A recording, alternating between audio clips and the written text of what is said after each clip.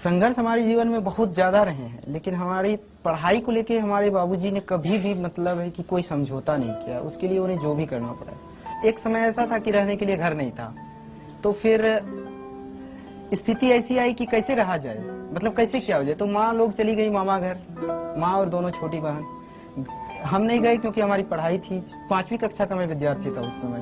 तो मुझे आज भी याद है कि एक आदमी केवल सहयोग के लिए लिया गया था और बाकी ईंट मैं पकड़ाता था। बाबूजी खुद कर नहीं लेते थे और खुद मिट्टी का गारा से बनाया गया घर है ये, और खुद ये सब किए थे। तो ये सब जिंदगी के अनुभव है। मैं इसे कभी भी संघर्ष मानता हूँ इसको। दुख नहीं है, ये संघर्ष है। दुख और संघर्ष में अंतर ये होता है कि दुख होता है कि जिसकी क्षतिपूर्ति नहीं हो सके, किसी माँ के लिए उसके बेटे से अलग हो जाना या असामयिक मृत्यु, ये सब दुख है।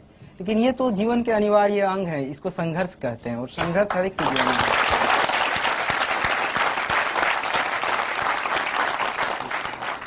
पिता ने आपको पढ़ाने के लिए अपने खेत बेचे भी हैं? जी हाँ, हमारी 80% खेत बिक चुके हैं। और जब पहली बार सिलेक्ट नहीं हुए तब उन्होंने क्या कहा था? हाँ, उन्होंने एक चीज कहा था, मैंने ये चीज बाद में मैंने जाहिर भी किया कि इस भावना को। तो उन्होंने कहा था कि हम बोले कि बाबूजी पैसा कहाँ से आएगा, हम ट्यूशन पढ़ाएंगे मुखर्जी नगर में या यहाँ पर मिल जाते हैं यहाँ पर। बोले कि नहीं, तुम ट्यूशन मत पढ़ाना और तुम अपनी पूरी पढ़ाई जो है अपने पढ़ाई पर ध्यान दो। धूप में मत चलना, ऑटो में चलना, क्योंकि धूप में चलोगे तो थक जाओगे और पढ़ाई पर इसका बुरा प्रभाव पड़ेगा। अरे तुम्हारे लिए तो हम अपनी किडनी तक बेच देंगे। तो ये एक ऐसी बात थी जो मतलब है कि इस तरह की ये भावना इतनी महान है कि इस भावना के कारण हम कभी भी मतलब अपनी पढ़ाई, अपनी कमिटमेंट से पीछे नहीं हटे। एक बात बताइए, आज अगर आपके पिता आपके सामने खड़े हों तो आप उनसे क्या कहना चाहेंगे? देखिए, मेरे बाबूजी तो अभी मेरे गांव में हैं और शायद अगर इस प्रोग्राम को वो देख रहे होंगे तो मैं उनसे यही कहूंगा कि मेरी सफलता असफलता से अलग आपके बेटे होने में मेरी सार्थकता है और बस इसी सार्थकता को जीवन भर महसूस करना चाहिए।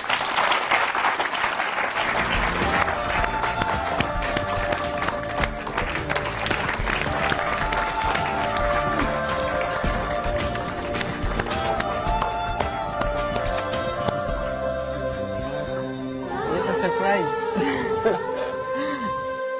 प्रेम कुमार जी, हाँ बोलिए। कभी सोचा था खेती किसानी करते वक्त कि एक दिन बेटा एक सरकारी अफसर, सबसे बड़े सरकारी अफसर की गद्दी पर बैठेगा? एकदम जब से इसको पढ़ाई में ख्याल आया तब से मैंने ये सोचा था, ये आज की सोच नहीं है। आपको पता था आईएएस क्या होता है? आईएएस क्या होता है ये पता नहीं था, लेकिन अफसर जो होते हैं मेरे जिला के, हाँ। उसको तो देखे थे। हाँ, सही बात है। कभी अपने बेटे से ये नहीं कहा कि अरे तुम नहीं कर पाओगे, तुम कहाँ, मैं नहीं तुम्हारा खर्चा पढ़ाई का उठा पाऊंगा? मैं कैसे कह दूं, वो कभी नहीं सोचा। मैंने खर्चा उठाने के लिए तैयार था, मेरे पास जमीन थी, जमीन बेच कर देते। मेरे पिताजी ने मुझे मरने के बाद दिए। अब वो जमीन मैं इसको देता मरने के बाद, तो ये मैंने सोचा कि मरने के बाद क्यों मैं दूं, अब ये दे दो, और रहेगा तो बेटा का और नहीं रहेगा तो बेटा का। उधर देखिए। सिंधुजी बेटा कैसे हो?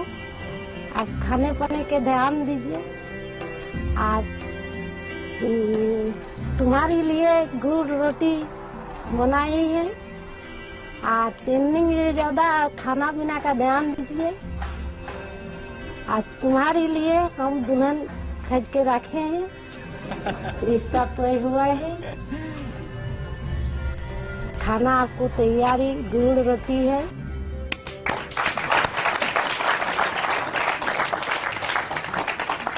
गुड़ रोटी खाने का शौक है? हाँ जी हाँ। बहुत गुड़ रोटी खाता था। आपसे सारे देश के पिता सीख लें, एक मिसाल कायम की है आपने कि किस तरह से एक पिता अपने बेटे से ये तक कहता है कि मैं ये नहीं कहेंगे कि कोई अपनी किडनी बेचे, लेकिन आपने एक मिसाल कायम की है कि अपना सब कुछ कुर्बान कर बेटे को पढ़ाया, खेत बेचे। आज जिंदगी लाइफ की तरफ से आपको सम्मानित किया जा रहा है।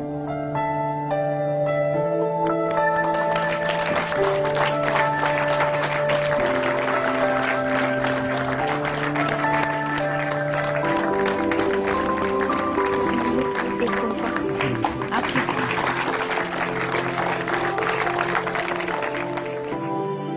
जैसे आईएएस बने ना तो ये बोला यार थानेदार की नौकरी छोड़ देंगे क्या?